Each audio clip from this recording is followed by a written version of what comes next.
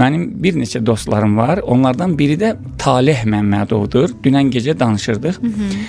Bilirsiniz də, çempionumuz, fəxrimiz, ermənini o çiynində qaldırıb atan bizim gözəl idmançımız. Mütəxəssislər hər zaman xoş şeyləri danışmırlar. Mən gecə onunla danışığımı, buradan həm onu salamlayıram. Taleh Məmmədovu salamlayırıq, bəli. Düşünürəm ki, o da bizə baxacaq. Burada demək istədiyim nədir? O idmançılar yetişdirir.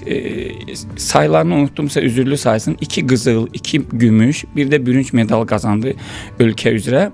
Və mən həm bir psixoloq olaraq, həm də bu durumda yaşayan bir vətəndaş olaraq deyirəm ki, Taleh qardaş, çox əziyyət çəkirsiniz. 7 yaşından 17 yaşına kimi sən uşaqların üzərində işləyirsən və bəzi acı reallıqlar var. İnşallah buna görə qınaq obyektinə çevirmərəm, amma demək lazımdır. Çox az, ucuz, yəni zəif məbləğdə mükafatlar alırlar. 300, 200, 500 manat. Mən də deyirəm ki, sən trener olaraq, bu uşağa görə çox ola bilər, amma məşqçi olaraq biraz ağırdır da. Deyir ki, bizim məqsədimiz maddi deyil, mənəvidir.